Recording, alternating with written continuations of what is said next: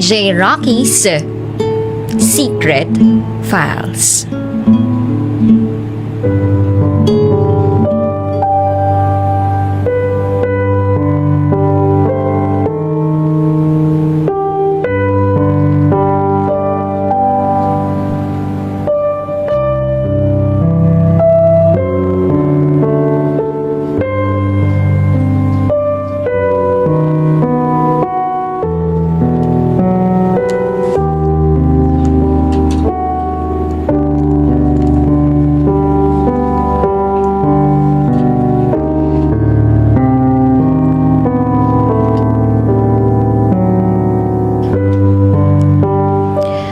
Hoy, may turon ka dun sa desk mo.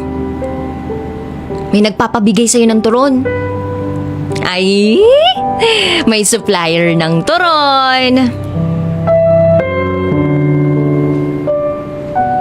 I still remember those lines from my friends when you entered into my life.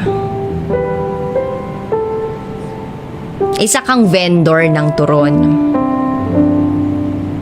And at the same time, isa kang estudyante ng university natin kung saan tayo nag-aral. Hindi kita magets kung bakit lagi mo akong binibigyan ng turon noon. Sa tuwing naglalako ka ng paninda mo sa mga estudyante at prof natin. Since we were freshmen to sophomore, walang araw na hindi mo ko nabigyan. Maliban na lang sa walang pasok. But never ko man lang inatim na tikman yun. Inignore kita many times. Sa chat, Facebook, sa personal pa. And then, sophomore, second sem, I met Brian. Nanligaw siya sa akin. And yes, he became my boyfriend. Basketball player siya. Kaya naman maraming babae ang nagkakandara pa sa kanya. Gustong-gusto siya. And that's why, naramdaman ko na ay ang swerte ko. Kasi nasa akin yung lalaking pinapangarap ng maraming kababaihan. Every game, lagi akong nandoon sa bench para i-cheer siya.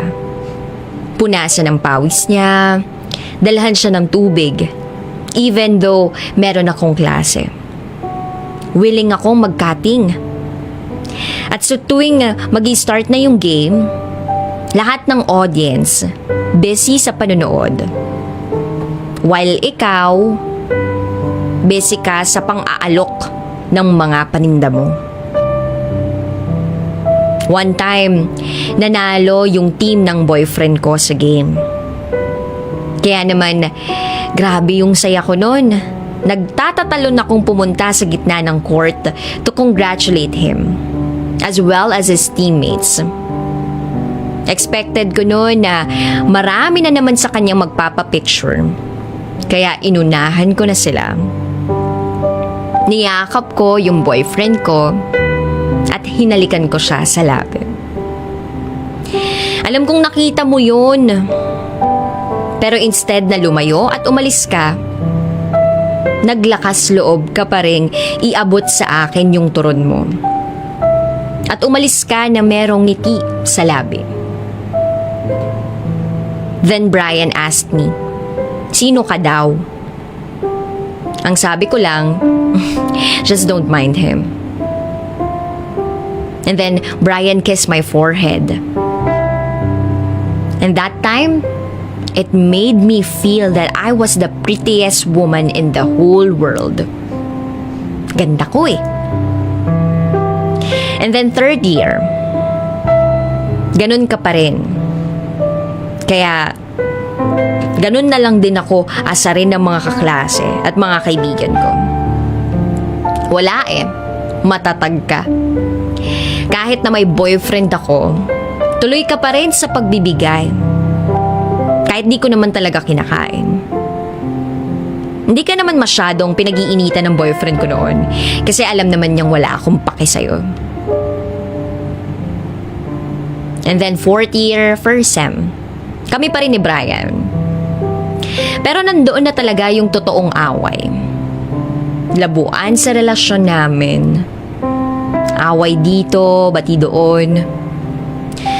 4th year tayo nung kumalat yung balitang niloloko raw ako ni Brian.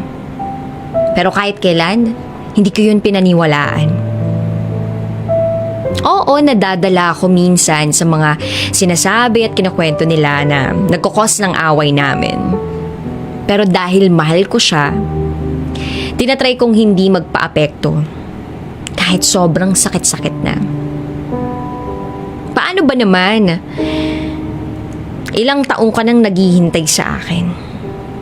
Para ka naman kasing naghihintay sa isang taong nasa himbing pa ang tulog. And then 5th year, dahil 5 years ang course natin, yun na talaga. Puro na kami away ni Brian dahil sa mga panghihinala ko. Maraming nang nagsasabi sa loob ng campus na proven na may ibang karelasyon si Brian kay Anika. Wala naman akong magawa. Kasi miski ako, yung girlfriend niya, para akong tanga na walang kamuwang-muwang na sinisira ulo na pala ako. Hindi ko sila mahuli, wala akong mapatunayan. Hindi ko alam noon kung saan ako lulugar. Until one day, you saw me crying at the library. Paano ba naman kasi, hindi na naman ako sinipot ni Brian. Hindi niya ako sinipot sa lunch date namin. Pang ilang beses niya na yung ginagawa. Pero hinahayaan ko lang. Siguro kasi nasanay na ako. Kaya ayun, inabuso naman niya. Lumapit ka sa akin, inabot mo na naman sa akin yung turon mo. Tamang-tama, since hindi natuloy yung lunch date namin, nagutom ako. As in. At first time kong matikman yung turon mo nun. Ilang taon ko rin bago ko natikman yun. And after I ate it, I realized, ang sarap pala ng turon. Para akong bata nun sa sobrang saya ko. Nakatatlong turon ako sa'yo. Nagre-reklamo ka na nga kasi sabi mo wala ka nang tutubuin o kikitain. Simula nun, naging magkaibigan tayo. Nag-uusap na tayo. Sinasamahan mo na ako kahit saan. I felt comfortable with you. I thought boring kang kasama, no? Yun pala, makwela. Tsaka abnormal ka pala. At habang tumatagal yung panahon na nakakasama kita, grabe na lang akong asarin, lalo ng mga kaibigan ko. Sabi nila, true love does exist. Siyempre wala lang sa akin yun kasi may boyfriend ako eh. One day, nakita tayo ng boyfriend ko na magkasama sa kantin. Kasi nagpasama ako sa'yo na bumili ng ballpen. Galit na galit sa'yo si Brian nun. Gusto niyang paputukin yung labi mo, pero matigas ka pa rin. Nanatili ka pa rin. Lagi ka pa rin nandyan sa tabi ko, although alam mong nagagalit na sa'yo yung boyfriend ko. Until I decided na palayuin ka sa akin. Alam ko kasi, yun yung mas makakabuti sa amin ni Brian. Nagmakaawa ako sa'yo nun na huwag ka na magmatigas. Naluyuan mo na ako. Pero ikaw, nagmakaawa ka rin sa akin. You even kneeled in front of me. saying, "Please, nagmamakaawa rin naman ako sa'yo. Even if you won't love me back, hayaan mo namang i-comfort kita sa panggagago niya."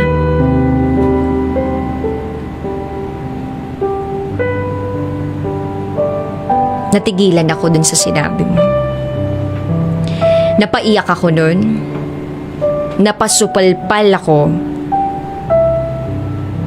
Nasupalpal ako ng realidad. Third anniversary namin ni Brian nun. I was about to surprise him. Pero hindi na naman niya ako sinipot. Maski anino niya, wala. Iyak ako ng iyak nun.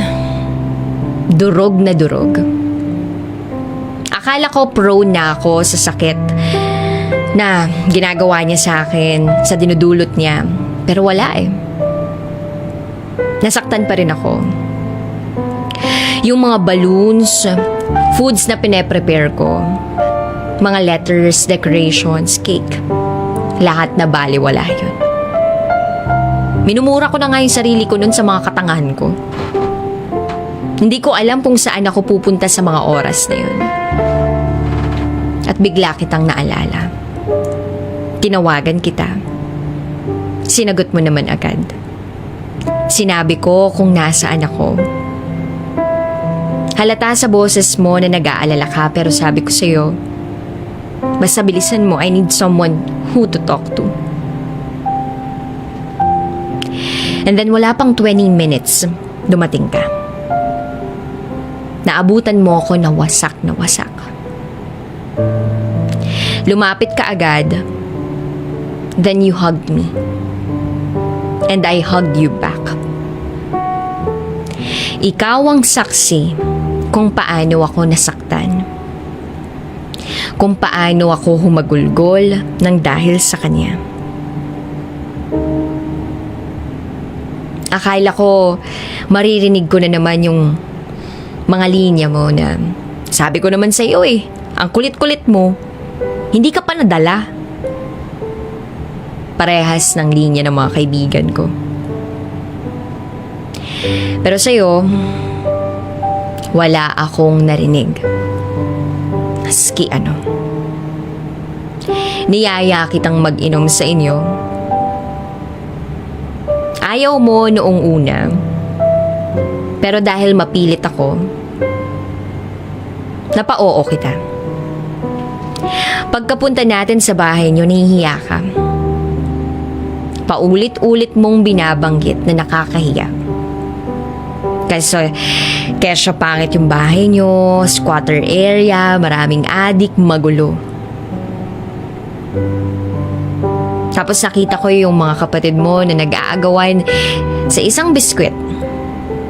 Tapos nanay mo nagbabalat ng saging. And I think para yun sa turon.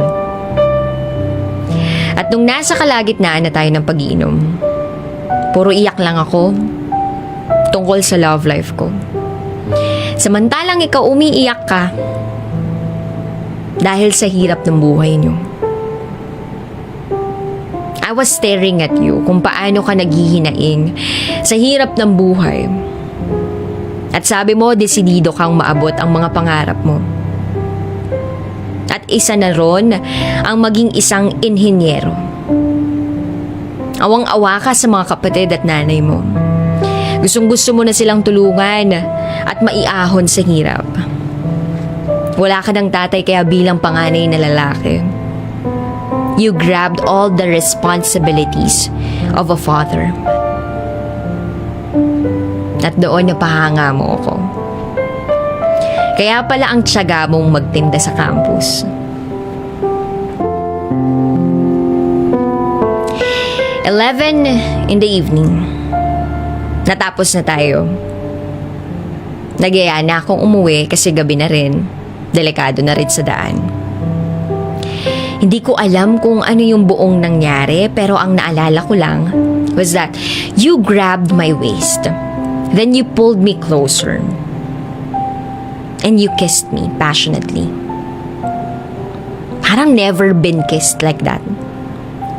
Yung pakiramdam ng halik na para bang nagsasabing sobrang halaga ko. Na hindi dapat ako sinasayang. Na hindi dapat ako sinasaktan.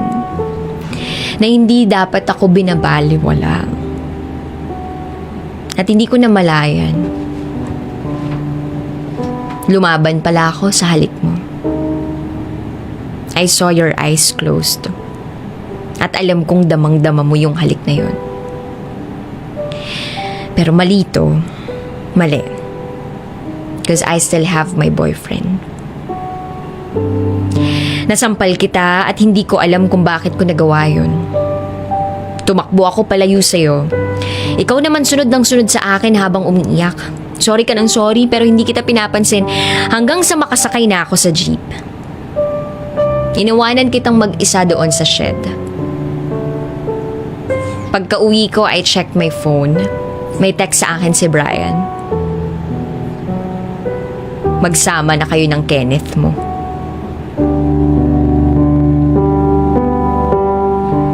Ako naman kinutuban. Baka nakita niya tayo magkasama sa mismong anniversary namin. Ewan ko kung bakit ako nataranta bigla. Bakit ganun yung pakiramdam ko? Hindi ba dapat magalit ako o ignorin ko lang siya kasi siya tong hindi sumipot? Then I felt guilty dahil sa nangyari sa atin. Feeling ko ako yung nangloloko sa relasyon namin ni Brian. That's why I decided to avoid you. Sorry, Kenneth. I chose him. Nagsorry ako sa kanya and I promised to him na never na kitang papansinin. I blocked you sa messenger, sa contacts, at simula noon hindi na kita pinapansin. Kahit na nasa campus tayo. And one time, inabot mo na naman sa akin yung turon mo. Then instead na tanggapin ko, tinapon ko yun sa isang basurahan. Sinadya kong ipakita sa'yo para tigilan mo na ako. Pero ngumiti ka pa rin. Sabay inabutan mo uli ako ng panibagong turon. Na-annoy ako sa'yo. Para kang nananadya, kaya hindi ko napigilan yung sarili ko. Sinigawan kita, at maraming mga estudyante ay yung lumingon sa atin. We caught their attention. Pinagtinginan nila tayo sa eksena natin. Pero imbes na ikaw yung mag-walk out dahil sa kahihiyan, ako pa yung umalis sa harap mo. Alam ko na pahiya kita. Kaya, hindi na rin ako nagtangkang makipag-usap sa'yo. At hindi na rin ako nagtaka na iniwasan mo na ako. Wala nang nangungulit sa akin. Wala na akong naririnig mula sa tropa ko na sasabihin na, "Uy, turon mo." Wala nang biglang susulpot sa tabi ko para busugin ako. And I can say, naging boring yung buhay ko nung nawala ka. After I chose that decision, akala ko magiging okay na talaga kami ni Brian. Pero nagkamali ako. Pakiramdam ko hindi na talaga mababalik yung dating kami. Lagi pa rin siyang walang oras sa akin. Puro siya excuses na kaya siya busy siya. Bullshit. Alam ko naman talaga na ayaw na niya. Ako na lang talaga tong lumalaban sa aming dalawa. Graduation day. Yun na yung pinakahihintay mong araw dahil sa wakas. Gagraduate ka na rin bilang inhinyero. At matutulungan mo ng pamilya mo. I was so happy seeing you standing on stage. Bit-bit ang diploma mo. Ang saya-saya mo. At pagkababa mo sa stage, una mong nilapitan yung nanay mo, mga kapatid mo, and then you hug them. May iyakan portion pa atang naganap. Then suddenly nagtama yung mga mata natin. Umiwas agad ako ng tingin. Tumalikod ako. Maya-maya may lumapit sa akin. Akala ko ikaw na. Akala ko ikaw. Pero si Brian pala. Inabot niya sa akin yung phone niya to take photos with his friends.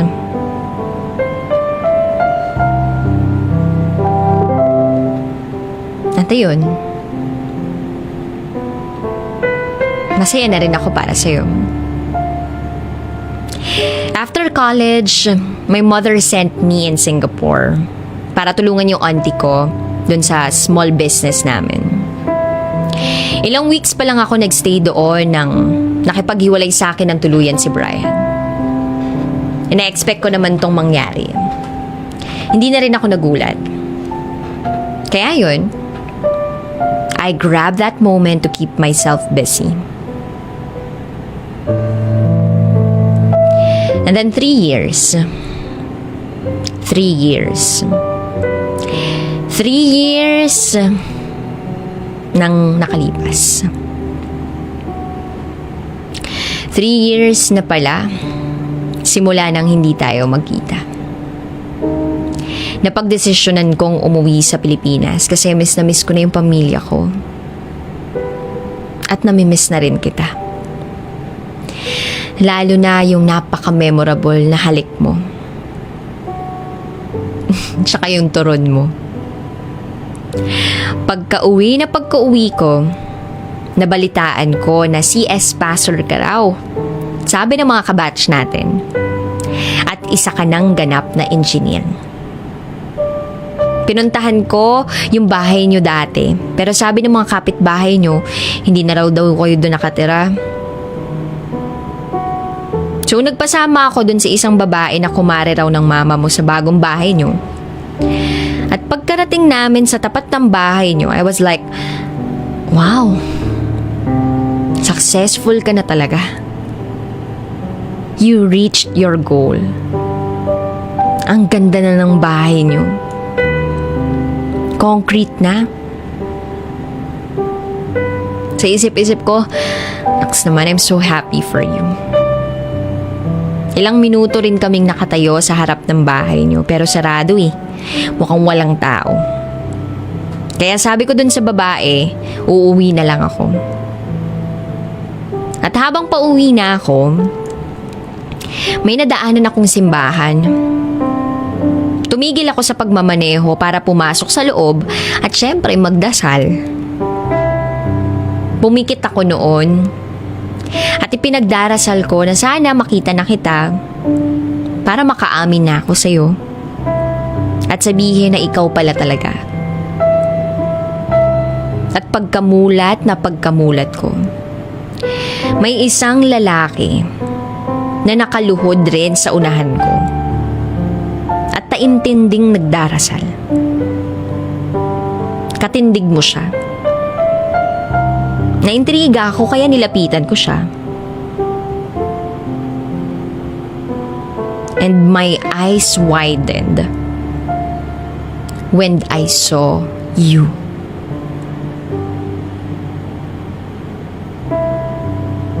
Walang nakapagsalita sa ating dalawa.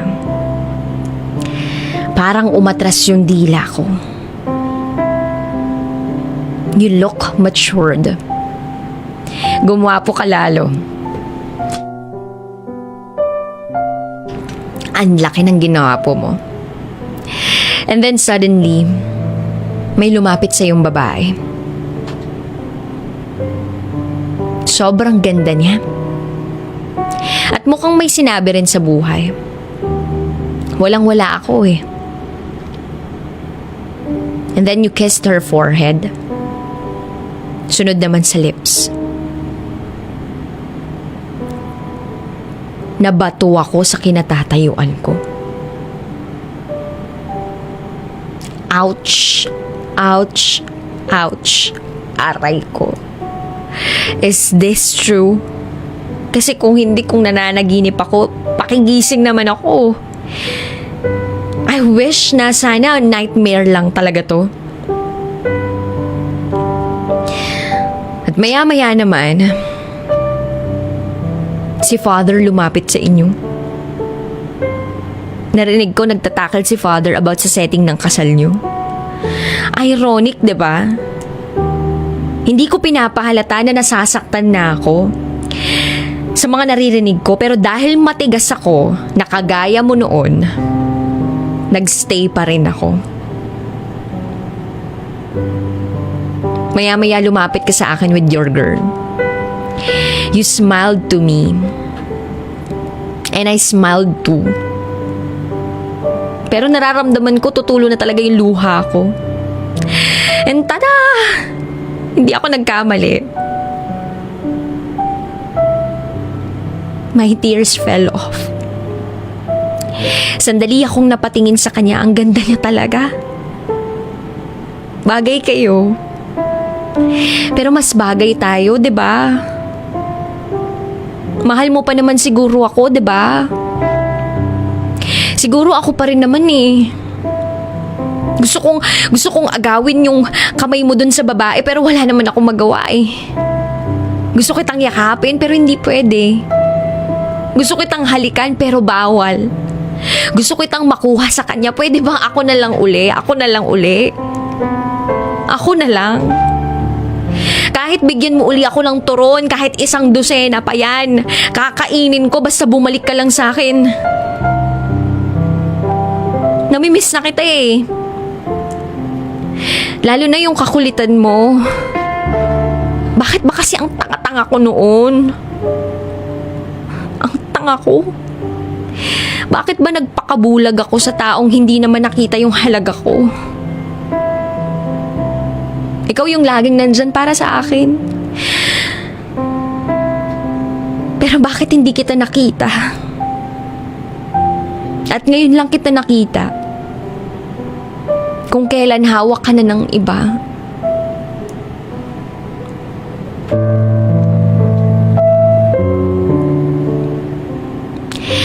Then you broke the silence so nagsalita ka na. Grabe.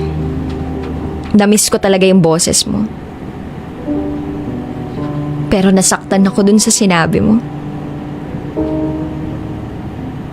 At sabi mo, "Hi Mariel, meet Sunshine, my soon-to-be wife."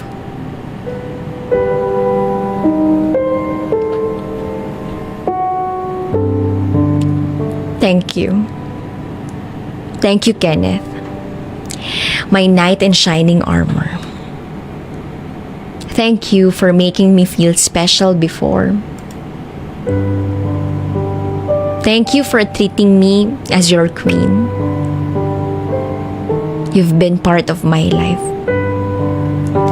Nakakalungkot lang kasi, hindi na ako. I hope lang. Sana siya na. Siya na yung makakakain at ipagluluto mo ng turon. Siya na yung ituturing mong reyna. Siya na lahat.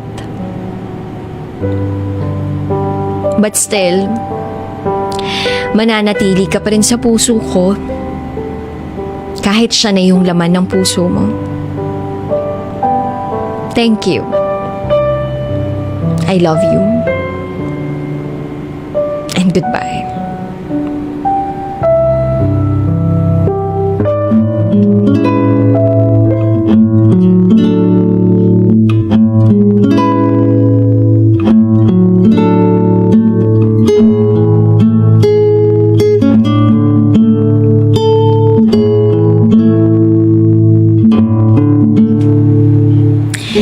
That secret file was shared to us by Mariel.